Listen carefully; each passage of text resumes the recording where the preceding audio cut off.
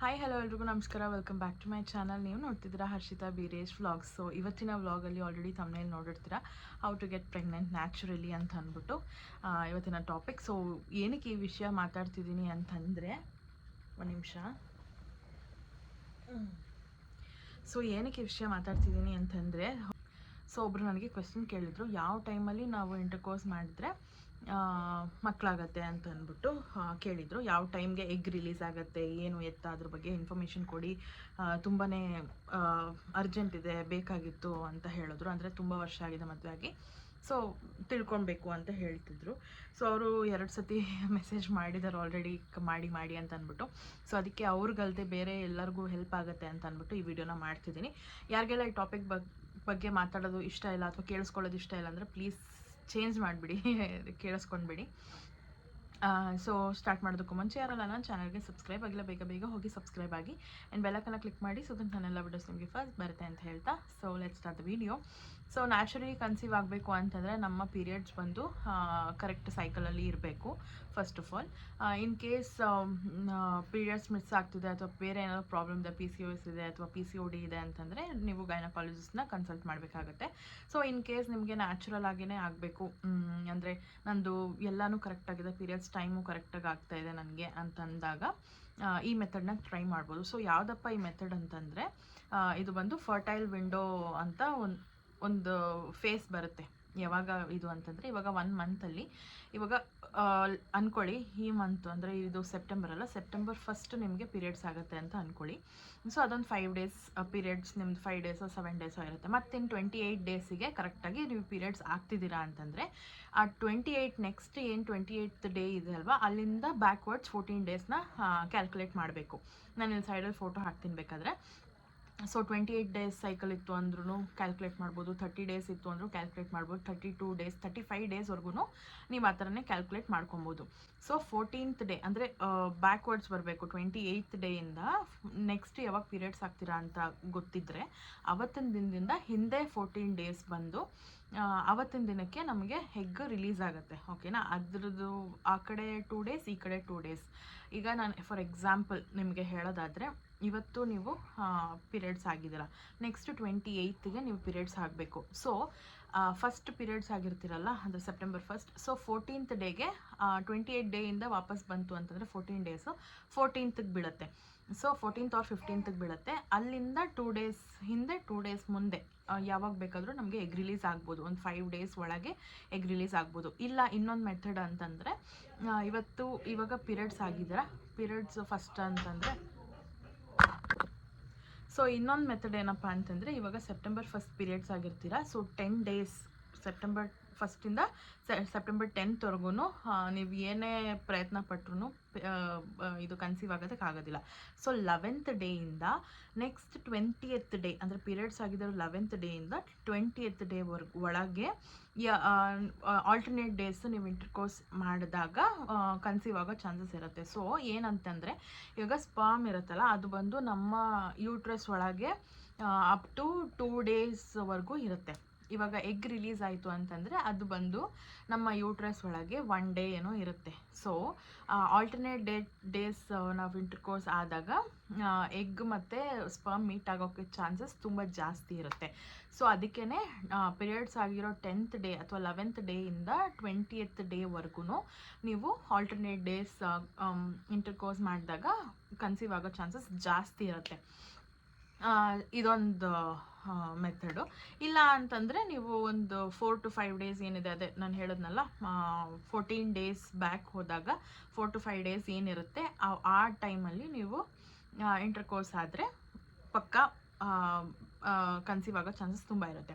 ಇಲ್ಲ ನಮಗೆ ಗೊತ್ತಾಗ್ತಾನೆ ಇಲ್ಲ ಯಾವ ಟೈಮ್ಗೆ ಇದು ಎಗ್ ರಿಲೀಸ್ ಆಗ್ತಿದೆ ಅಂತಂದರೆ ನೀವೇನು ಮಾಡಬೇಕು, ಡಾಕ್ಟರ್ನ ಕನ್ಸಲ್ಟ್ ಮಾಡಿ. ಡಾಕ್ಟರ್ನ ಕನ್ಸಲ್ಟ್ ಮಾಡಿದಾಗ ಅವರು ಸ್ಕ್ಯಾನಿಂಗಲ್ಲಿ ನೋಡ್ತಾರೆ ಹಿಂಗೆ ರಿಲೀಸ್ ಆಗಿದೆಯಾ ಇಲ್ವಾ ಅಂತ ಅಂದ್ಬಿಟ್ಟು.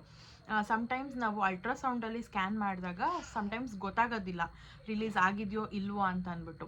ಸೊ ಆವಾಗ ಏನು ಮಾಡ್ತಾರೆ ಅವರು ಇಂಟರ್ನಲ್ ಸ್ಕ್ಯಾನ್ ಮಾಡಿ ನೋಡ್ತಾರೆ. ಇಂಟರ್ನಲ್ ಸ್ಕ್ಯಾನ್ ಮಾಡಿ ನೋಡಿದಾಗ ಪರ್ಫೆಕ್ಟಾಗಿ ಗೊತ್ತಾಗುತ್ತೆ ಯಾವತ್ತು ಎಗ್ ರಿಲೀಸ್ ಆಗಿದೆ ಅಂತ ಅಂದ್ಬಿಟ್ಟು. ಅದು ನೋಡ್ತಾನೆ ಇರ್ತಾರೆ, ಒಂದು 3 to 4 ಡೇಸ್ವರೆಗೂ ನೋಡ್ತಾರೆ ಯಾವತ್ತು ಎಗ್ ರಿಲೀಸ್ ಆಗಿದೆ ಏನು ಎತ್ತ ಅಂತ ಅಂದ್ಬಿಟ್ಟು. ಸೊ ಅವತ್ತಿನ ದಿನ ಅವರು ನಿಮಗೆ ಹೇಳ್ತಾರೆ ಈ ಥರ ಎಗ್ ರಿಲೀಸ್ ಆಗಿದೆ, ನೀವು ಇಂಟರ್ಕೋರ್ಸ್ ಮಾಡ್ಬೋದು. ಸೊ ಅವ್ರು ಹೇಳ್ತಾರೆ ನಿಮಗೆ ಕ್ಲಿಯರ್ ಆಗಿ ಇಂಟರ್ಕೋರ್ಸ್ ಆಗ್ಬೋದಾ ಇಲ್ವಾ ಅಂತ ಅಂದ್ಬಿಟ್ಟು. ಎಗ್ ರಿಲೀಸ್ ಆಗಿದೆ ಅಂತಂದರೆ ಅಫ್ಕೋರ್ಸ್ ಇವತ್ತು ನಾಳೆ ಅಥವಾ ನಾಳಿದ್ದು ಈ ಥರ ಹೇಳ್ತಾರೆ. ಅಥವಾ ಎಗ್ ರಿಲೀಸ್ ಆಗೋ ಟೈಮ್ ಇದೆ, ನೀವು ಒಂದು 4 to 5 ಡೇಸ್ ಇಂಟರ್ಕೋರ್ಸ್ ಮಾಡಿ ಅಂತ ಹೇಳಿದಾಗ ನೀವು ಅದೇ ಥರ ಫಾಲೋ ಮಾಡಬೇಕಾಗತ್ತೆ. ಸೊ ಆವಾಗ ಕನ್ಫರ್ಮ್ ಆಗಿ ಏನದು ಪ್ರೆಗ್ನೆಂಟ್ ಆಗ್ಬೋದು. ಆ್ಯಂಡ್ ಇನ್ನೂ ಒಂದು ಸಮ್ ಕೇಸಸಲ್ಲಿ ಏನಾಗುತ್ತೆ ಅಂತಂದರೆ ಎಗ್ ರಿಲೀಸ್ ಆಗುತ್ತೆ, ಬಟ್ ಎಗ್ ಹೆಲ್ದಿ ಇರಲ್ಲ, ಮೆಚೋರ್ಡ್ ಆಗಿರಲ್ಲ. ಬಟ್ ಆದರೂ ಅಂದರೆ ಮೆಚೋರ್ಡ್ ಆಗಿಲ್ಲ, ಹೆಲ್ದಿ ಆಗಿಲ್ಲ ಅಂತಂದರೆ ಅವರು ರೆಕಮೆಂಡ್ ಮಾಡೋದಿಲ್ಲ ಇಂಟರ್ಕೋರ್ಸ್ ಆಗೋದಕ್ಕೆ.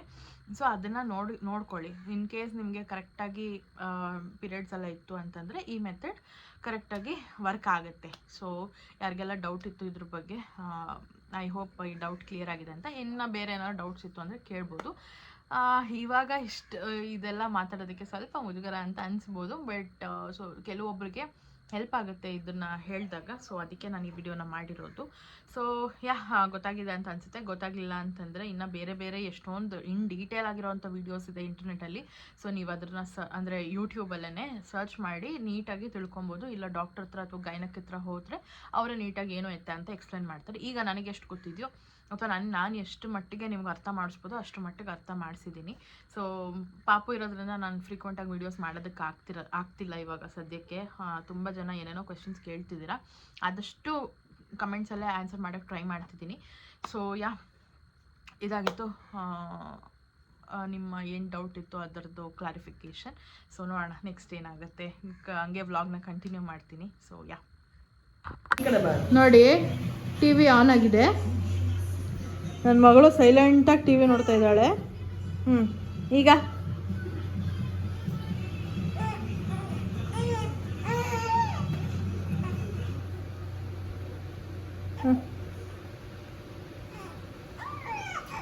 ಈಗ ಹೇಳ್ತಾವಳೆ, ಈಗ ಹೇಳೋದು ನೋಡಿ. ಕಾಣಿಸ್ತಾ ಇಲ್ವಲ್ಲ ಅಂತ. ಯಪ್ಪ ಏನಿದಾಳು ಭಾರಿ ಇವಳು ನೋಡಿ. ಸೈಲೆಂಟು ಅಜ್ಜಿ ನೀನು ಹೆಂಗಿದೆಯಾ ಗೊತ್ತಾ ಹುಚ್ಚಿ ಥರ. ಕೂದಲಲ್ಲಿ ತೆಗಿಯೋಳು ಹೆಂಗಾಡ್ತಾಳೆ ನೋಡೋಣ.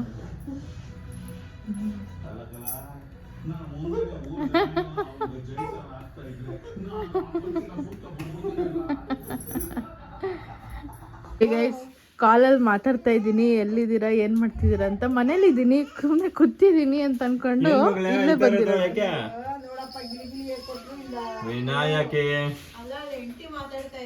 ಅದೇ ಹೆಂಡತಿ ಬಗ್ಗೆ ಯೋಚನೆ ಇಲ್ಲ, ಮಗಳು ಹೆಂಡತಿ ನೋಡಕ್ಕೆ ಬಂದಿರೋದಲ್ಲಿ ಇಂಥ ಡವ್ ಮಾಡು ಅಂದ್ರೆ ಮಾಡ್ತೀಯ ಡವ್. ಇಲ್ಲ ಫಸ್ಟ್ ಹೆಂಡತಿ ಆಮೇಲೆ ಮಾಡಿ. ನೀನ್ ಮಾತಾಡಂತ ಹೇಳಿದ್ರ ಇವ್ರು ನಂದೆಲ್ಲಿಕ್ಲಿ ನಾರಾಯಣ ಅಂತ ನಮ್ಮ ಮಮ್ಮಿ. ಓ ಮೈ ಗಾಡ್ ಅಮ್ಮ, ಮೊನಾಲಿಸಾ ಥರ ಇದೆಯಮ್ಮ.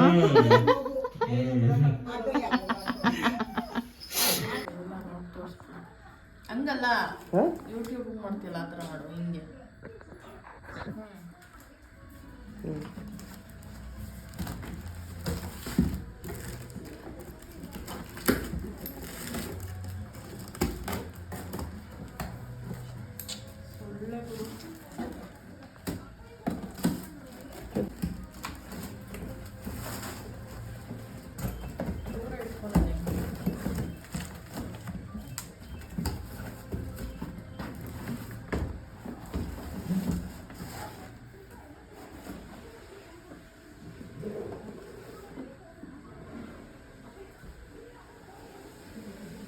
ನೀನು ಬರ್ತಿದ್ಯಾ?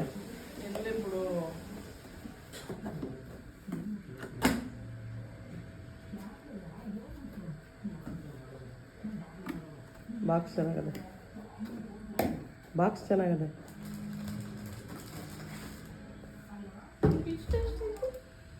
ಹೋಲ್ಡ್ ಮಾಡೋರೆ.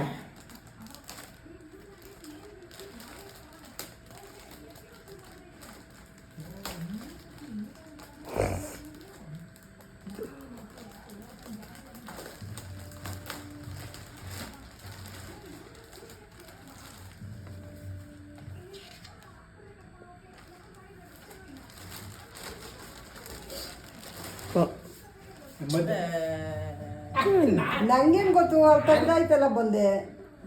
ಅದಕ್ಕೆ ನಾನು ನೋಡಿ ಇಲ್ಲಿ ಕೂತಿದ್ದೀನಿ ನಾನು.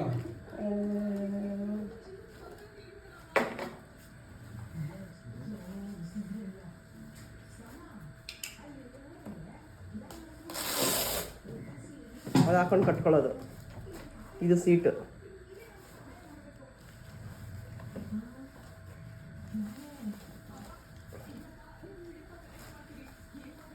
ಓಕೆನಾ? ಟೈಟ್ ಮಾಡ್ಕೊಳ್ಳೋದು.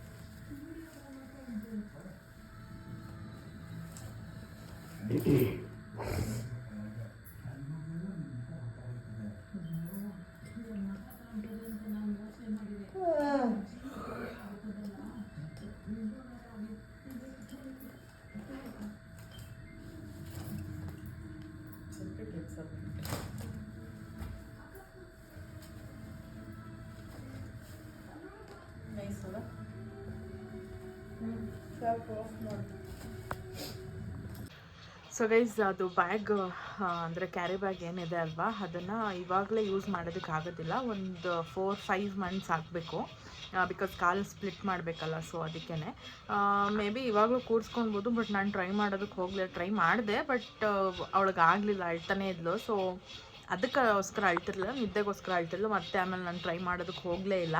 ನೋಡೋಣ, ಅದ್ರ ಬಗ್ಗೆ ನಾನು ಇನ್ಫಾರ್ಮೇಷನ್ ಕಂಪ್ಲೀಟಾಗಿ ಅವಳನ್ನ ಕೂರಿಸ್ಕೊಂಡು ಅದಾದಮೇಲೆ ಕೊಡ್ತೀನಿ. ಯೂಸ್ ಮಾಡಿ ಸ್ವಲ್ಪ ದಿನ ಆದಮೇಲೆ ಇನ್ಫಾರ್ಮೇಷನ್ ಕೊಡ್ತೀನಿ. ಸೊ ಇವಾಗ ಏನಕ್ಕೆ ತೊಗೊಂಡೆ ನಾನು ಅಂತಂದರೆ, ಬಿಕಾಸ್ ನನಗೆ ಬೇಕಿತ್ತು. ಅಂದರೆ ಮುಂದಕ್ಕೆ ನನಗೆ ಗೊತ್ತು, ಎಲ್ಲಾದರೂ ಹೋಗಬೇಕಾದ್ರೆ ನಾನು ಅವಳನ್ನ ಕ್ಯಾರಿ ಮಾಡೋದಕ್ಕೆ ತುಂಬ ಕಷ್ಟ ಆಗುತ್ತೆ ಅಂತ ಅಂದ್ಬಿಟ್ಟು ನಾನು ಈ ಕ್ಯಾರಿ ಬ್ಯಾಗ್ನ ತರಿಸ್ಕೊಂಡಿದ್ದು. ಜೊತೆಗೆ ಸ್ಟ್ರಾಲರ್ ತೊಗೋಬೇಕು, ಎಲ್ಲರೂ ಹೇಳಿದ್ರು ಸ್ಟ್ರಾಲರ್ ತೊಗೋ ಅಂತ ಅಂದ್ಬಿಟ್ಟು.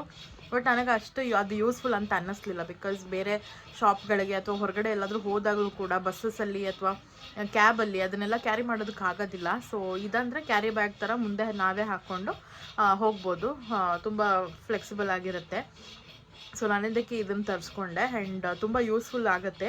ಇದರಲ್ಲಿ 2 ಕಂಪಾರ್ಟ್ಮೆಂಟ್ ಇರೋದ್ರಿಂದ, ಅಂದರೆ ಹಿಪ್ ಸೀಟ್ ಇರೋದ್ರಿಂದ ಅದನ್ನು ಕೂಡ ಸಪ್ರೇಟಾಗಿ ನಾವು ಯೂಸ್ ಮಾಡ್ಕೊಬೋದು. ಊಟ ಮಾಡಿಸ್ಬೇಕಾದ್ರೆ ಅಥವಾ ಎಲ್ಲಾದರೂ ಹೊರಗಡೆ ಹೋದಾಗ ಎತ್ಕೊಳ್ಳೋದಕ್ಕೆ ತುಂಬ ಕಷ್ಟ ಆಗುತ್ತೆ ಅಂದಾಗ ಇದನ್ನು ಯೂಸ್ ಮಾಡ್ಕೊಬೋದು.